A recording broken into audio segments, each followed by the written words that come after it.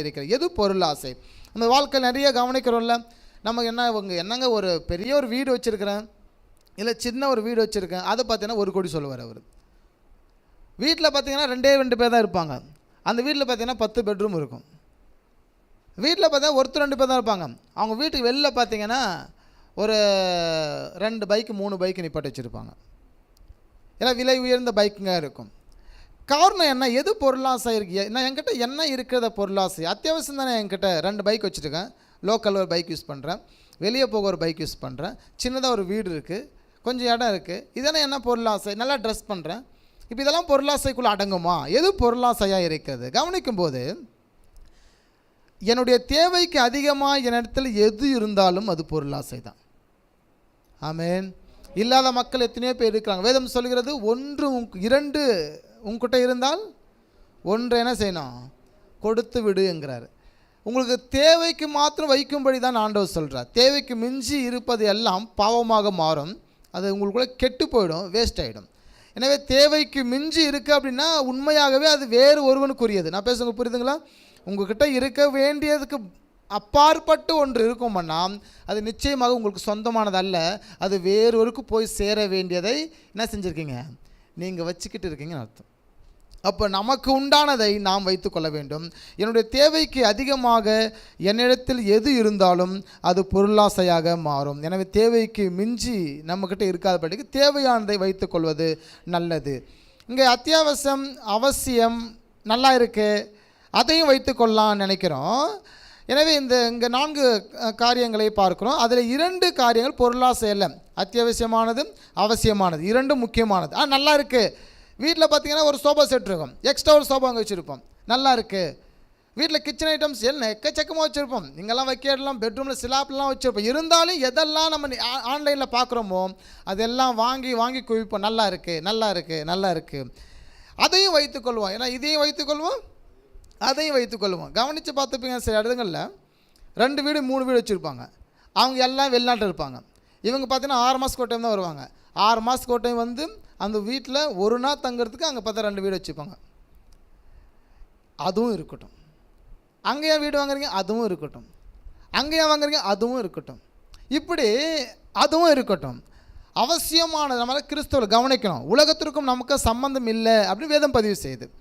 உலக காரியங்கள் மக்கள் வாழ்வது போல் நாம் வாழ முடியாது. உங்கள் ஊரில் உங்கள் கிறிஸ்துவ அறியாத வாழ்வது போல் கட்டாயம் நாம் வாழ முடியாது. அவங்க வீடு வாசலெல்லாம் காரெல்லாம் வச்சுருக்காங்க, கோடிகளில் காசு வச்சுருக்காங்க, அது மாதிரி நாம் கட்டாயம் வாழ முடியாது. நாம் எல்லாருமே இம்மைக்குரிய லாபத்திற்காக வாழ்கிறவர்கள் அல்ல, மறுமைக்குரிய லாபத்திற்காக வாழ்கிறவர்கள். நாம் சொல்வோமா? வேதம் சொல்லுகிறது, இந்த பூமிக்குரிய கூடாரம் எல்லாம் அழிந்து போகிறது, தேவனால் கட்டப்பட்ட கைவேலை இல்லாத நித்திய வீடு பரலோகத்தில் உண்டு என்று வேதம் சொல்லுகிறது. ஆமென். நீங்கள் பார்க்குற பூமிக்குரிய கூடாரம், நீங்கள் பார்க்குற கண் பார்க்கிற அழகு எல்லாமே, இந்த ஜிக்ஜாக் எல்லாமே அழிந்து போகும். எனவே தேவனால் ஏற்படுத்தப்பட்ட நமக்காக வைக்கப்பட்ட அந்த பரலோகம் நமக்கு உண்டாயிருக்கிறது. அடுத்த 2 வார்த்தைகளும் பொருளாசை ஆகும். மற்றவர்களுக்கு போய் சேர வேண்டியவைகள் நம்மிடத்தில் வைத்து கொள்ளாதபடிக்கு நம்மை காத்து கொள்ள வேண்டும். பிறனுக்கு உண்டானதை கட்டாயமாக பிறனிடத்தில் சேர்த்த வேண்டும். அவன்கிட்ட அது இருந்தால் தான் என்ன செய்யும்? அது சிறப்பாக இருக்கும். நாம் பாவத்தில் விழமாட்டோம். பாவம் என்பது பல வகையில் வருகிறது. பிசாசனம் 3 யுக்திகளை பயன்படுத்துகிறான். நீங்கள் பாவம் செய்வதற்கு 3 யுக்திகளை பயன்படுத்துகிறான். நம்ம 3 காரியங்களை பார்த்துட்டு இருக்கிறோம். நம்பர் 1 பார்த்தோம் பொருளாசை, பண ஆசை. 2வதாக பார்த்துட்டு இருந்தோம் வீண் பெருமை. 3வதாக பார்த்தோம் பாலியல் இச்சை. இன்றைக்கி நம்ம பொருளாசை, பண ஆசை மட்டும்தான் பார்க்க போகிறோம். எனவே அந்த பண ஆசையிலேருந்து நம்ம எப்படி விடுதலை ஆக போகிறோம்? தேவன் தான் விடுதலை ஆக்குறாரு. எனவே கிறிஸ்தவத்தை ஏற்றுக்கொண்டிருப்போம். பல வருஷம் சபைக்கு வந்துட்டுருப்போம். இன்னும் கூட அந்த அந்த பொருளாசை நம்ம இப்படி வாழ வேண்டும் என்று நம்ம நினைப்போம். வீட்டு எல்லாம் சொசைட்டியில், நம்ம ஊரில் எல்லாருக்கும் முன்பதாக கௌரவமாக வாழ வேண்டும் என்று நம்ம விரும்புவோம். அது எதில்? பண ஆசை, பொருளாசை காரியத்தில். அப்போ எதில் நம்ம வாழ வேண்டி விரும்புகிறோம்? ஒரு மனுஷனுக்கு, ஒரு கிறிஸ்துவை ஏற்றுக்கொண்டவனுக்கு மிக முக்கியமானது உங்ககிட்ட இருக்கிறதான அழகான ஒன்றுன்னா குணமாற்றம். குணங்கள் மாறலை அப்படின்னா கிறிஸ்துவுடையவனாக எங்களால் வாழ முடியாது.